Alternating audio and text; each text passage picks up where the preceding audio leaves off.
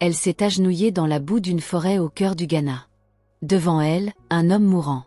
Le visage couvert de sang. Le souffle presque éteint. Elle aurait pu passer son chemin. Elle ne l'a pas fait. Avec ses mains nues et quelques plantes sauvages, elle a arraché cet inconnu à la mort, sans savoir qu'il était l'un des hommes les plus puissants du pays. Un milliardaire. Un homme dont le nom ouvrait toutes les portes à Accra, à Lagos, et bien au-delà des frontières du Ghana.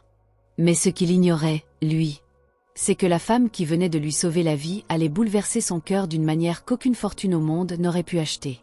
Ce qui va se passer ensuite va défier les différences sociales, choquer les élites, et prouver que parfois, l'amour n'est là où on ne cherche rien. Prépare-toi. Cette histoire va te laisser sans voix. Avant de plonger dans cette aventure extraordinaire, je t'invite à t'abonner à cette chaîne si ce n'est pas encore fait, à laisser un j'aime sur cette vidéo parce que ça m'aide vraiment à continuer ce travail. Et surtout dis-moi dans les commentaires d'où tu me regardes en ce moment. De Dakar? D'Abidjan? De Paris? De Douala? De Montréal? De Libreville? D'Accra? Peu importe où tu es, tu fais partie de cette grande famille et je veux te lire. Maintenant, installe-toi confortablement. Cette histoire va te tenir jusqu'à la dernière seconde. Amanda Mensah était née dans un petit village aux abords de Kumasi, au Ghana. Une de ces petites filles que la vie n'avait pas gâtée au départ, mais qui avait grandi avec une force tranquille dans le regard et un sourire qui illuminait tout ce qu'il touchait. Sa mère était infirmière dans un dispensaire de brousse. Son père avait disparu quand elle avait 7 ans, sans explication, sans adieu, comme un fantôme qui se dissout dans l'air du matin. Amanda avait grandi en regardant sa mère soigner les autres avec ses 2 mains, souvent sans médicaments, souvent sans matériel, toujours avec amour. Et quelque chose dans ce spectacle quotidien avait façonné Amanda de l'intérieur, avait creusé en elle un besoin profond d'aider, de réparer, de sauver. À 25 ans, elle travaillait comme herboriste et guérisseuse traditionnelle, une profession héritée à la fois de sa mère et de sa grand-mère paternelle qu'elle n'avait jamais connue mais dont la réputation de femme médecine résonnait encore dans les mémoires du village. Amanda connaissait les plantes par leur nom, par leur odeur, par la forme de leurs feuilles. Elle savait lesquelles apaisaient la fièvre, lesquelles stoppaient les saignements, lesquelles faisaient tomber l'inflammation en quelques heures. Elle parcourait la forêt régulièrement pour récolter ses remèdes, seule, à l'aube, avant que la chaleur ne devienne insupportable. Ce matin-là était un matin comme les autres. Le ciel au-dessus de la canopée commençait à peine à rosir. L'air sentait la terre mouillée et la résine. Les oiseaux chantaient leur première symphonie du jour et Amanda avançait entre les arbres, son panier en osier sous le bras, ses pieds nus reconnaissant chaque racine, chaque caillou, chaque courbe du sentier qu'elle empruntait depuis l'enfance. Elle chantonnait doucement, une vieille mélodie que sa mère lui avait apprise, une chanson en twi qui parlait d'une rivière qui n'oubliait jamais d'où elle venait. Elle s'était arrêtée près d'un massif de plantes aux feuilles larges et sombres qu'elle cherchait depuis plusieurs jours. Elle s'était accroupie pour examiner les tiges, évaluer la maturité des feuilles, quand quelque chose avait attiré son attention. Un son. Ou plutôt une absence de son. Un silence étrange, cassé soudain par ce qui ressemblait à un souffle rauque, difficile, le genre de respiration que l'on reconnaît sans l'avoir jamais entendu auparavant parce qu'il ressemble à un appel au secours que les mots ne peuvent plus formuler. Amanda s'était relevée. Elle avait tendu l'oreille. Et puis elle avait suivi le son, s'enfonçant un peu plus dans la forêt, écartant les branches avec prudence. C'est là qu'elle l'avait vu. Un homme. Un homme grand, la peau sombre et brillante de sueur, les vêtements en lambeaux, le visage tuméfié du côté gauche, une entaille profonde à la tempe d'où le sang coulait lentement, traçant un chemin rouge et sombre le long de sa joue, de son cou, jusqu'à disparaître dans le col de ce qui avait dû être, quelques heures plus tôt, une chemise de prix. Il était allongé sur le côté, une jambe bizarrement repliée sous lui, les doigts crispés dans la boue comme s'il avait essayé de s'accrocher à quelque chose, à la vie peut-être, avant de perdre conscience. Amanda n'avait pas crié. Elle n'avait pas reculé. Elle n'avait pas hésité. Elle avait posé son panier, s'était agenouillée dans la boue sans se soucier de sa robe, et avait posé 2 doigts sur le côté du cou de l'homme pour chercher le pouls. Il était là. Faible, irrégulier, mais là. Elle avait soupiré. Elle avait fermé les yeux une seconde, comme pour remercier quelqu'un, et elle s'était mise au travail. Elle avait d'abord dégagé ses voies respiratoires, incliné doucement sa tête, vérifié qu'il n'y avait rien dans sa bouche. Puis elle avait sorti de son panier une petite calebasse remplie d'une préparation que sa mère appelait l'eau de vie, un mélange d'eau de source et de feuilles de nîmes bouillies et refroidies, légèrement amère, antiseptique et revigorante. Elle avait humidifié ses lèvres avec soin. Elle avait ensuite appliqué sur la blessure à la tempe un tampon fait de feuilles pilées qu'elle portait toujours avec elle pour les urgences, une herbe aux propriétés hémostatiques que les anciens du village utilisaient depuis des générations pour stopper les saignements rapidement. L'homme avait gémi. Ses paupières avaient frémi. Amanda avait posé une main sur son front pour le sentir. Il brûlait. La fièvre était là, installée, agressive. Elle avait regardé autour d'elle, évalué la situation. Elle ne pouvait pas le transporter seule sur une longue distance. Il fallait le stabiliser ici, puis aller chercher de l'aide. Elle avait travaillé vite mais avec précision, comme sa mère le lui avait enseigné. Pas de panique. Pas de précipitation inutile. Des gestes sûrs, des gestes qui sauvent. Elle avait retroussé la jambe repliée et avait constaté avec soulagement qu'il n'y avait pas de fracture apparente, juste une terrible ecchymose qui allait du genou à la cheville. Elle avait fabriqué une attelle sommaire avec 2 branches droites et des lanières de tissu découpées dans le bas de sa propre robe. Elle avait préparé une décoction rapide avec ce qu'elle avait dans son panier, avait fait boire à l'homme quelques gorgées, geste après geste, avec une patience infinie. Et puis elle était partie en courant vers le village pour revenir avec 2 jeunes hommes et une civière de fortune. Quand ils étaient arrivés, l'homme respirait mieux. Sa couleur avait légèrement changé. Il n'était plus dans cette zone grise inquiétante entre la vie et ce qui vient après. Il était revenu un tout petit peu vers le bord du monde des vivants. On l'avait transporté chez la mère d'Amanda, qui avait l'expérience des urgences et le matériel minimal pour stabiliser un blessé. L'homme avait été allongé sur le lit le plus grand de la maison, nettoyé, soigné, et surveillé toute la nuit par Amanda elle-même qui ne s'était pas accordé une seule heure de sommeil. Au milieu de la nuit, elle l'avait regardé dormir à la lumière tremblante d'une lampe à huile. Elle avait regardé son visage avec une attention différente de celle qu'elle lui avait portée dans la forêt. Là-bas, elle n'avait vu qu'un corps à sauver. Ici, dans cette lumière douce et vacillante, elle voyait un homme. Un homme au visage fort, aux traits tirés par la douleur mais néanmoins réguliers, presque beau. Un homme dont elle ne savait rien, pas le nom, pas l'histoire, pas d'où il venait ni comment elle s'était retrouvée mourant dans cette forêt. Un homme mystère. Amanda n'était pas du genre à laisser les mystères l'émouvoir. Pourtant, ce soir-là, elle avait dû se lever et aller boire un verre d'eau parce que quelque chose dans sa poitrine lui semblait plus lourd qu'à l'ordinaire. L'homme s'était réveillé le lendemain matin. Sa première réaction avait été de regarder autour de lui avec des yeux affolés, comme quelqu'un qui ne reconnaît pas l'endroit où il est et qui cherche instinctivement une sortie. Amanda était entrée dans la pièce à ce moment précis, un bol de bouillon entre les mains, et il s'était regardé. Un regard. Juste un regard. Mais un regard qui avait duré 2 secondes de trop pour être un regard ordinaire.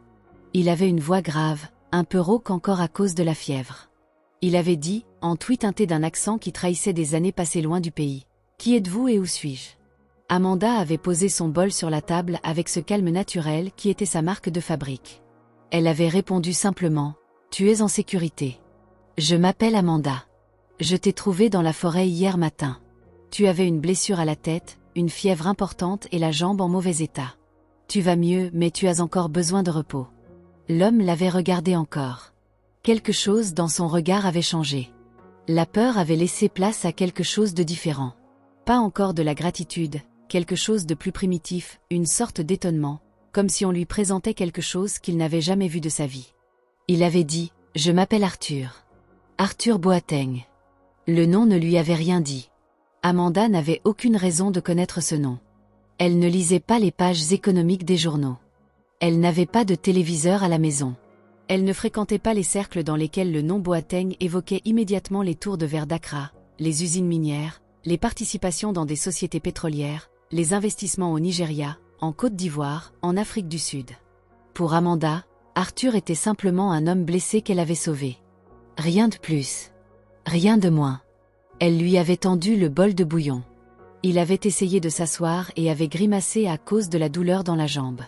Amanda l'avait aidé avec des gestes précis et sans embarras, la main dans le dos pour le soutenir, l'autre ajustant le coussin derrière lui. C'était un geste de soignante, pas un geste de femme troublée par un homme. Pourtant, Arthur avait senti la chaleur de cette main traverser le tissu de sa chemise propre et quelque chose en lui avait fait une sorte de pause. Les jours suivants avaient dessiné une routine étrange et douce. Arthur ne pouvait pas se lever. Sa jambe lui interdisait tout déplacement important. Sa tête lui rappelait régulièrement qu'elle avait subi un choc sévère. Il restait là, dans cette petite maison propre et simplement meublée, Et Amanda venait le voir plusieurs fois par jour pour changer ses pansements, lui donner ses préparations, vérifier sa fièvre. Elle lui apportait à manger. Elle lui apportait de l'eau. Et parfois, entre deux soins, elle restait assise sur le tabouret près de la fenêtre et elle lui parlait. Elle lui parlait de la forêt. Elle lui parlait des plantes. Elle lui parlait du village, des saisons, des cérémonies. Elle lui parlait de sa mère avec une tendresse dans la voix qui rendait ses récits lumineux. Elle ne lui demandait rien en retour. Elle ne posait pas de questions indiscrètes. Elle n'avait pas l'air de chercher à savoir qui il était vraiment, d'où venait son argent, quelle était sa situation. Arthur, lui, était de plus en plus troublé.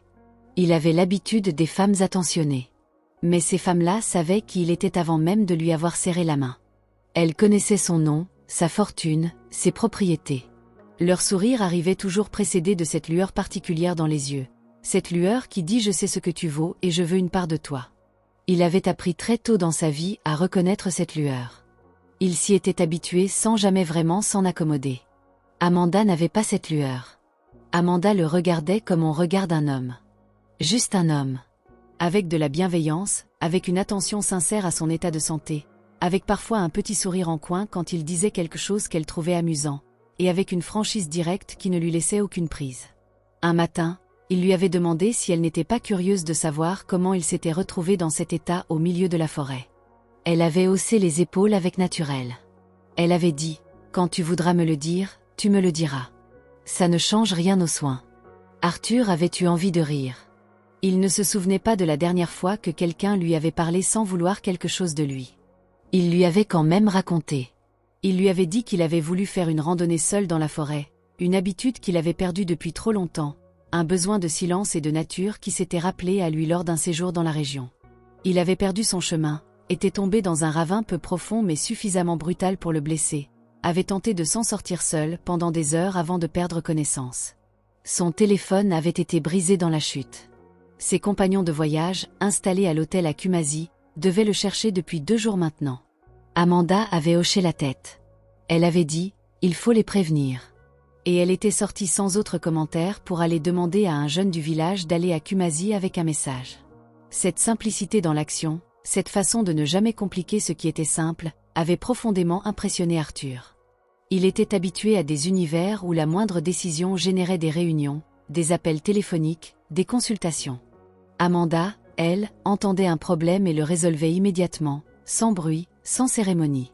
Ses collaborateurs étaient arrivés le lendemain, affolés, soulagés, immédiatement prêts à le transférer dans une clinique privée d'Accra avec une ambulance qu'ils avaient réquisitionnée au prix fort. Arthur les avait regardés débarquer dans la petite maison d'Amanda avec leur agitation et leur téléphone vissé à l'oreille, et il avait ressenti quelque chose de bizarre. Une réticence. Un besoin de rester encore un peu dans ce calme.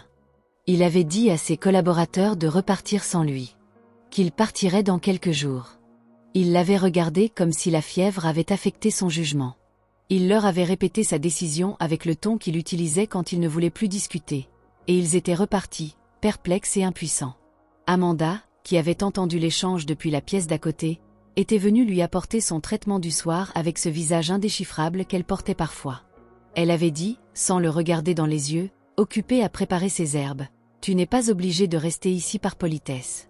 Si tu as une clinique et de bons médecins à Accra, c'est mieux pour toi. » Arthur avait répondu lentement, « Je ne reste pas par politesse. » Elle n'avait rien dit. Mais elle n'était pas partie tout de suite après avoir fini les soins.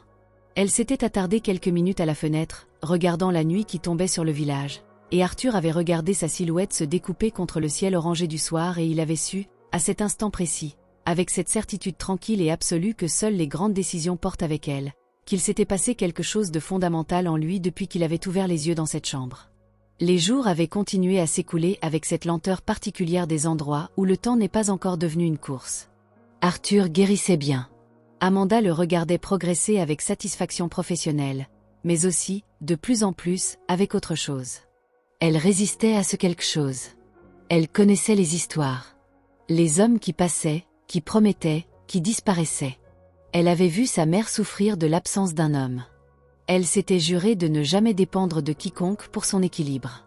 Elle était forte, autonome, ancrée dans sa vie et dans sa forêt. Elle n'avait pas besoin d'un homme qui débarquait de nulle part pour lui compliquer l'existence. Mais Arthur n'était pas facile à ignorer. Non pas parce qu'il cherchait à séduire. Il ne cherchait pas. Il ne lui faisait pas de compliments excessifs. Il ne jouait pas un rôle. Il était simplement là, curieux, présent, avec ce regard d'homme qui écoute vraiment quand on lui parle, qui retient ce qu'on dit, qui y réfléchit et revient dessus le lendemain avec une question précise. Il avait commencé à s'intéresser à ces plantes. Il posait des questions sincères sur leurs propriétés, leurs noms entouis, leurs usages. Il écoutait ses réponses avec une concentration qui faisait plaisir. Un soir, il avait réussi à mémoriser les noms de cette plante différente avec leurs propriétés principales et il lui avait récité la liste avec l'air d'un enfant qui vient de terminer son apprentissage.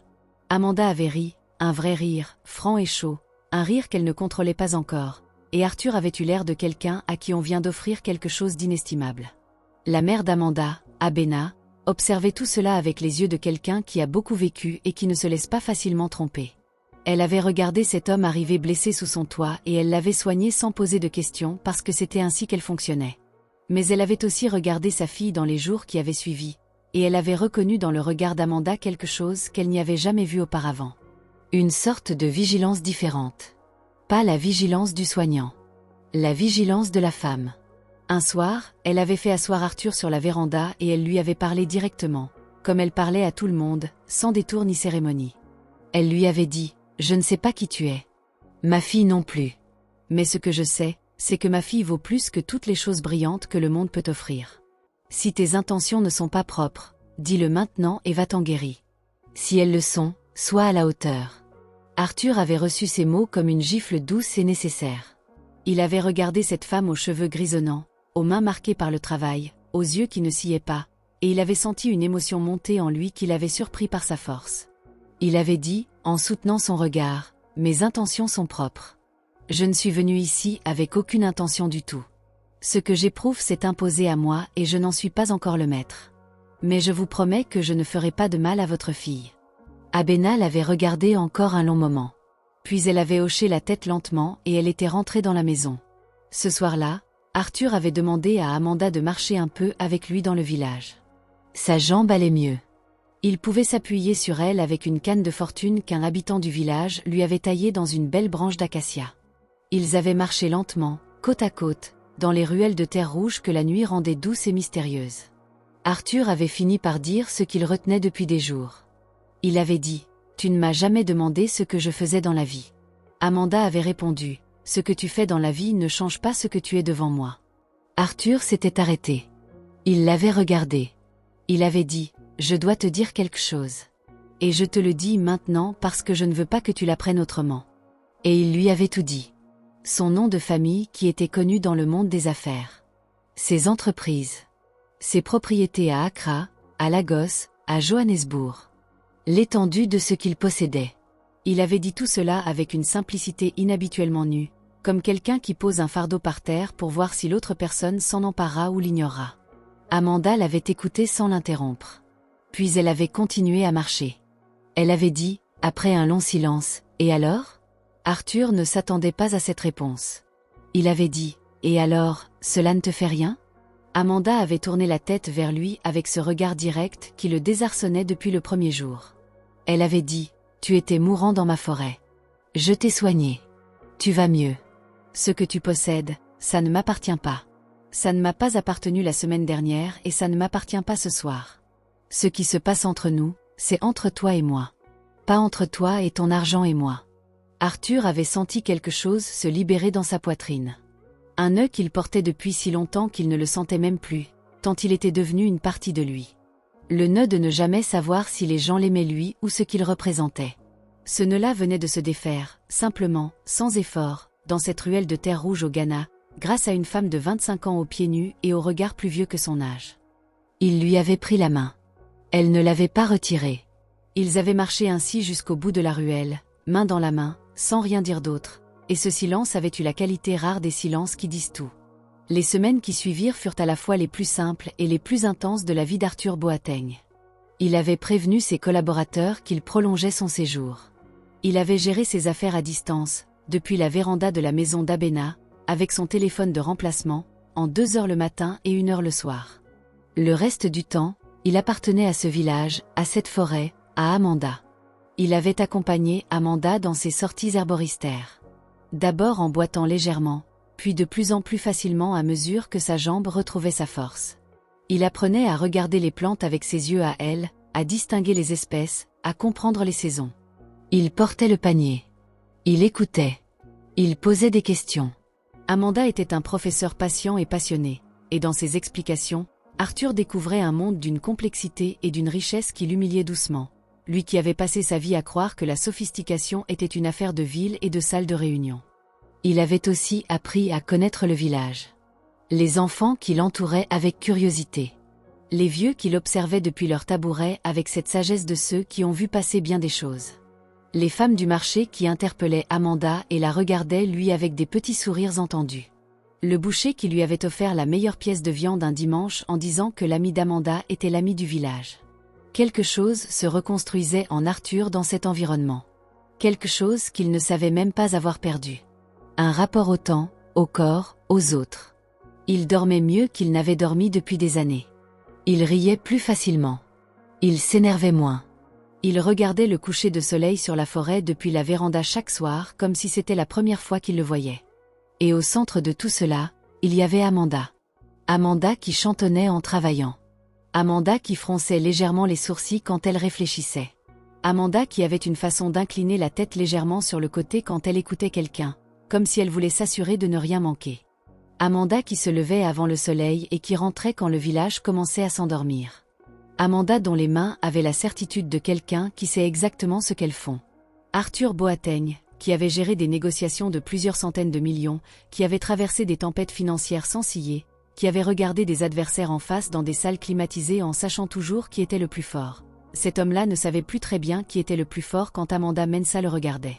Un soir, alors qu'ils étaient assis ensemble au bord de la petite rivière qui bordait le village, les pieds dans l'eau froide, le ciel au-dessus d'eux couvert d'étoiles comme on n'en voit que loin de la ville, Arthur avait dit à Amanda qu'il l'aimait. Il ne l'avait pas planifié. Les mots étaient venus comme les mots viennent quand on ne les retient plus, simplement, naturellement, portés par une évidence plus grande que la volonté. Amanda avait regardé la rivière un long moment. Puis elle avait dit « Depuis combien de temps tu le sais ?» Arthur avait réfléchi. Il avait dit « Depuis le 2e matin. Quand tu m'as apporté le bouillon et que tu m'as regardé pour la première fois. » Amanda avait eu ce sourire qu'il aimait parce qu'il commençait toujours par un côté avant de gagner l'autre, comme si une partie d'elle décidait d'abord et convainquait l'autre ensuite. Elle avait dit « Moi c'était le 3e soir. Quand tu as récité les noms des plantes. » Arthur avait ri.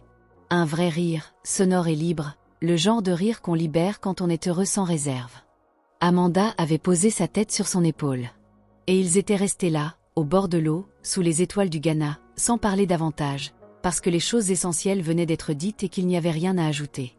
Mais la vie n'est jamais une ligne droite. Après la douceur, il y avait les obstacles. Et les obstacles arrivèrent, comme toujours, de là où on ne les attendait pas vraiment, ou plutôt de là où on les attendait au fond sans vouloir y penser. La famille d'Arthur Boateng l'apprit rapidement.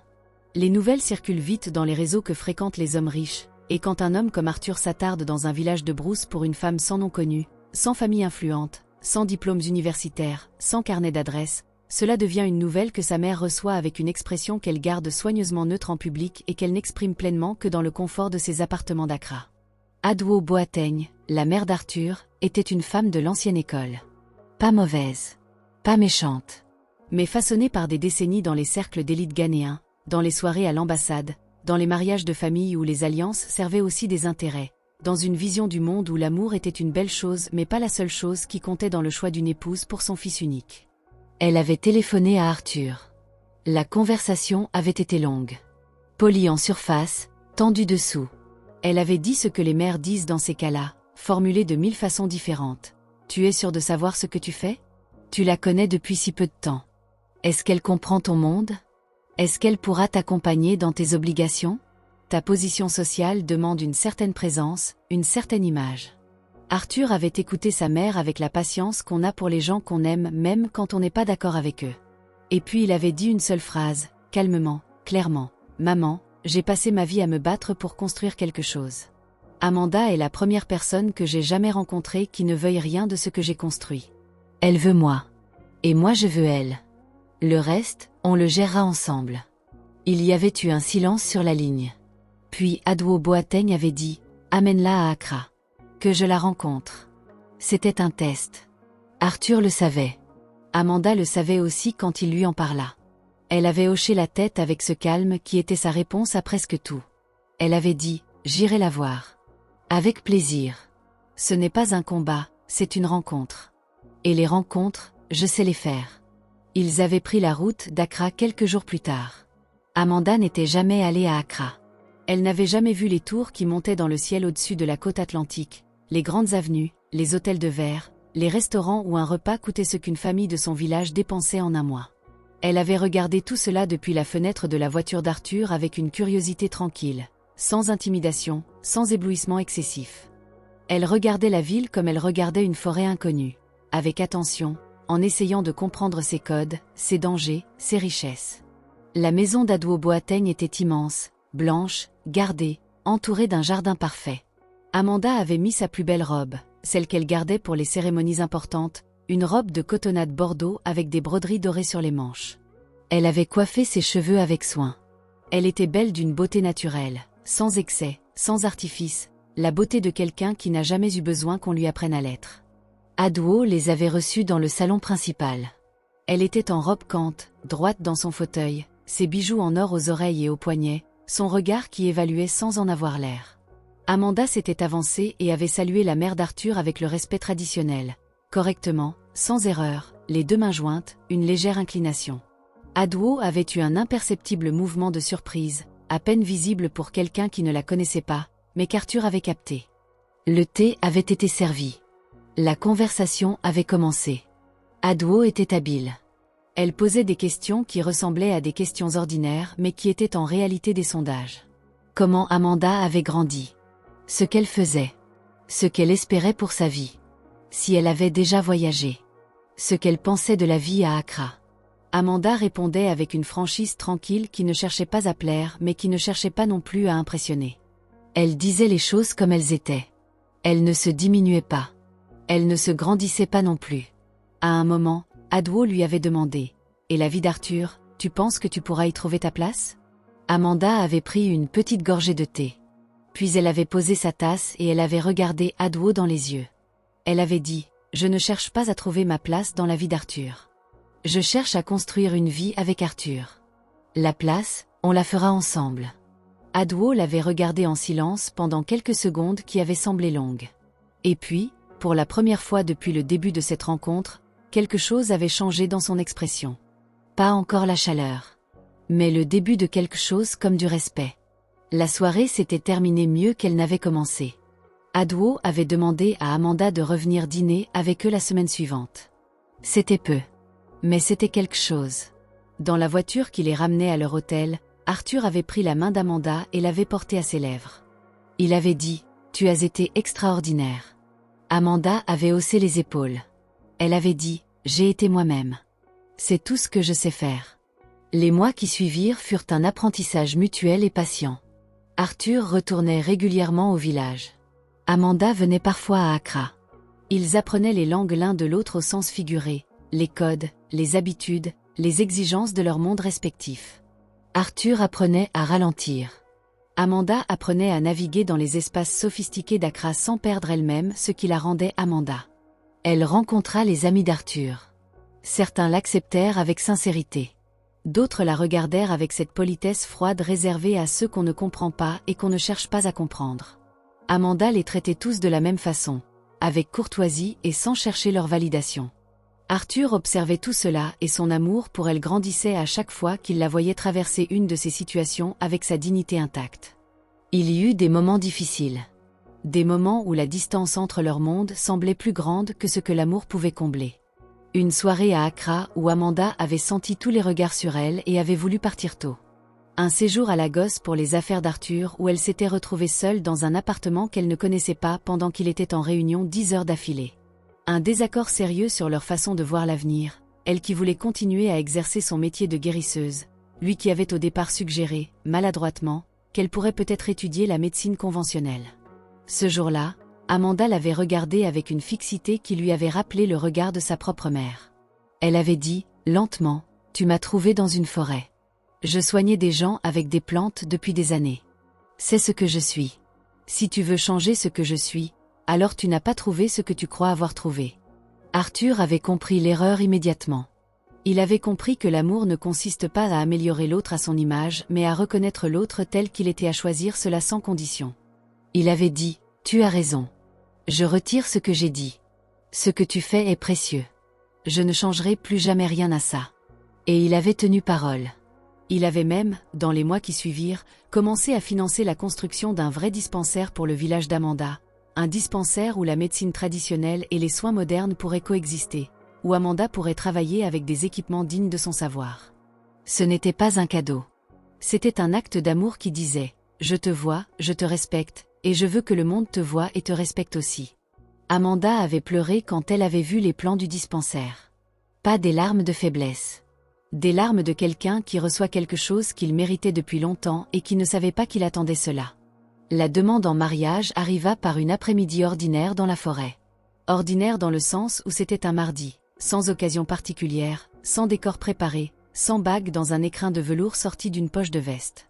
Ils étaient en train de récolter des feuilles ensemble, dans ce même endroit où Amanda l'avait trouvé des mois auparavant, parce qu'Arthur avait voulu revenir là, voir cet endroit, comprendre ce lieu de son propre recommencement. Il s'était arrêté. Il avait regardé le sol entre deux racines. Puis il avait regardé Amanda. Il avait dit, « C'est ici que tu m'as sauvé la vie. » Amanda avait dit, « Tu avais encore de la vie en toi. Je n'ai fait que l'aider à rester. » Arthur avait secoué la tête doucement. Il avait dit, « Non. Pas seulement ce jour-là. Tu m'as sauvé d'une façon que je ne savais même pas que j'avais besoin d'être sauvé. Avant toi, j'avais tout et je ne savais plus pourquoi tout ça avait du sens. Maintenant je sais. Épouse-moi, Amanda. » Il n'y avait pas eu de genoux à terre. Pas de bague. Juste ces mots, dans la forêt, dans la lumière filtrée par les feuilles, avec les oiseaux qui continuaient leurs affaires sans se soucier des drames humains. Amanda avait posé son panier. Elle avait regardé Arthur longuement, avec ce regard qui lisait les gens jusque dans leur fond. Et puis elle avait dit « oui ». Un seul mot. Mais un oui qui venait du plus profond d'elle, sans hésitation, sans calcul, sans peur. Un oui qui était aussi une promesse. Les préparatifs du mariage furent une aventure en eux-mêmes. Arthur voulait honorer la tradition ghanéenne dans ses moindres détails. Il voulait que sa famille vienne au village d'Amanda pour le rite du mariage coutumier, pas l'inverse. Il voulait que les familles se rencontrent sur le terrain d'Amanda, dans sa maison, dans son monde. C'était une façon de dire sans mots que ce n'était pas Amanda qui rejoignait son univers, mais deux univers qui s'ouvraient l'un à l'autre. Adwo Boateng, qui avait eu des mois pour observer et réfléchir, était finalement venue. Elle avait fait le voyage jusqu'au village. Elle était arrivée avec des présents pour Abena, avec la dignité et le protocole qui lui étaient naturels, mais aussi, pour la première fois, avec quelque chose de plus humain dans le regard. Elle avait été reçue par Abena avec la même chaleur tranquille qu'Abena offrait à tout le monde. Et les deux mères, si différentes l'une de l'autre, avaient trouvé un terrain d'entente dans la chose la plus simple du monde. Elles aimaient toutes les deux leurs enfants et voulaient les voir heureux. La nuit précédant la cérémonie coutumière, les deux femmes avaient parlé ensemble pendant des heures sur la véranda d'Abena. Personne ne savait exactement ce qu'elles s'étaient dit. Mais le lendemain matin, Adwo Boateng avait pris la main d'Amanda avant la cérémonie et lui avait dit « Je suis heureuse que mon fils t'ait trouvé. » Ou plutôt « Heureuse que tu l'aies trouvé. » La cérémonie coutumière fut belle comme seules les cérémonies faites avec le cœur peuvent l'être. Les habits en cantes colorées. La parole des anciens. Le vin de palme présenté selon la tradition. Les chants. Les danses. Les familles mélangées dans une même fête. Les enfants du village qui couraient entre les adultes. Les femmes du marché qui avaient cuisiné toute la nuit pour que les tables débordent. Et au centre de tout cela, Arthur en habit traditionnel, et Amanda dans une robe qu'une couturière du village avait cousue à la main pendant 3 semaines avec du tissu Kante bordeaux et or, plus belle que jamais, avec dans les yeux cet éclat des gens qui savent exactement où ils sont et pourquoi. Quelques semaines plus tard, une seconde cérémonie eut lieu à Accra pour les amis et associés d'Arthur, une réception élégante dans un cadre raffiné. Amanda y était arrivée dans une robe contemporaine cousue par une designer ghanéenne de renom qu'elle avait rencontrée lors d'un de ses séjours à Accra et avec qui elle avait sympathisé. Elle avait navigué dans cette foule avec la même aisance tranquille que dans sa forêt, saluant les gens, écoutant, souriant, sans jamais perdre sa légèreté naturelle. Ceux qui l'avaient regardée de loin avec des préjugés plein les yeux revenaient de cette soirée en disant qu'Amanda Boateng était une femme exceptionnelle. Et elle l'était. Non pas parce qu'elle s'était transformée. mais parce qu'elle n'avait jamais eu besoin de se transformer. Ils s'installèrent entre deux vies. L'appartement d'Accra pour les obligations professionnelles d'Arthur.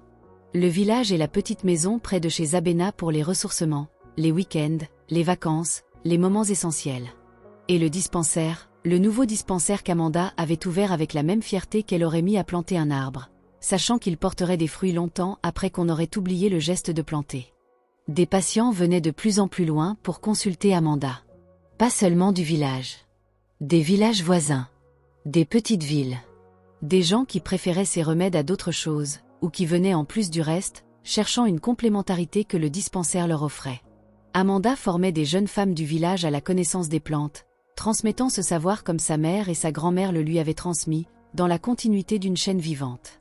Arthur continuait ses affaires mais avec un regard différent. Il avait commencé à investir dans des projets de développement dans les zones rurales du Ghana, des projets d'accès à l'eau, de soutien aux agricultrices, de développement de la médecine traditionnelle. Amanda l'avait influencé sans jamais essayer de le faire. Elle l'avait influencé par ce qu'elle était, par ce qu'il voyait chaque jour de l'impact de son travail sur les gens qui l'entouraient, par la façon dont elle lui avait montré que la richesse la plus durable est celle qui circule. 1 an après leur mariage, Amanda découvrit qu'elle était enceinte. Elle annonça la nouvelle à Arthur sur la véranda du village, au coucher du soleil, la main posée sur son ventre encore plat. Arthur avait fermé les yeux un moment, les avait rouverts, et Amanda avait vu quelque chose dans ses yeux qu'elle n'avait jamais vu chez personne avant. Une gratitude si absolue qu'elle n'avait plus besoin de mots pour exister. Abena, quand elle l'apprit, avait cuisiné tout l'après-midi en chantant. Adwo, quand elle l'apprit, avait pleuré dans son salon d'Accra, seule, avec la joie discrète des femmes qui ont appris à ne pas montrer trop facilement ce qu'elles ressentent. Le bébé naquit dans la ville, à Accra, dans une maternité, avec les meilleurs soins disponibles. Parce qu'Amanda n'était pas contre la médecine moderne, elle était pour tout ce qui sauvait des vies. C'était une fille. Une petite fille au regard calme dès le premier jour, comme si elle observait déjà le monde avec cette attention mesurée qu'elle avait héritée de sa mère. Ils l'appelaient Rama. Un nom simple, ancien, qui portait en lui la forêt et l'avenir en même temps. Arthur tint la petite Ama dans ses bras dans la chambre de la maternité et il regarda Amanda avec des yeux mouillés et il dit « Tu m'as trouvé mourant dans une forêt et tu m'as ramené à la vie. Et maintenant on a une vie à nous, ensemble, et une petite vie de plus à qui on va tout donner. » Amanda hocha la tête. Elle sourit. Ce sourire qui commençait d'un côté avant de gagner l'autre. Elle dit « Et tu te souviens ? Au début, je ne savais même pas ton nom. » Arthur rit doucement pour ne pas déranger la petite qui somnolait. Il dit « Et tu t'en foutais complètement. » Amanda dit « Je savais que tu avais une vie en toi. C'est tout ce dont j'avais besoin de savoir. » Et c'est là toute la vérité de cette histoire. La vérité simple et grande comme la forêt qui les avait mis l'un sur le chemin de l'autre. On ne choisit pas les rencontres qui nous changent. On ne les planifie pas. Elles arrivent le matin d'un mardi ordinaire, entre deux racines dans la boue d'une forêt ghanéenne, sous la forme d'un homme mourant qu'on aurait pu contourner mais qu'on ne peut pas contourner parce qu'on est Amanda Mensah et qu'on ne tourne pas le dos à une vie qui se bat encore pour rester. Arthur avait tout. Et il n'avait rien de ce qui comptait vraiment. Amanda n'avait presque rien selon les mesures du monde des grandes villes. Et elle avait tout ce qui comptait vraiment. Ensemble, ils avaient trouvé un équilibre que ni l'un ni l'autre n'aurait pu atteindre seul. C'est ça, les histoires qui restent.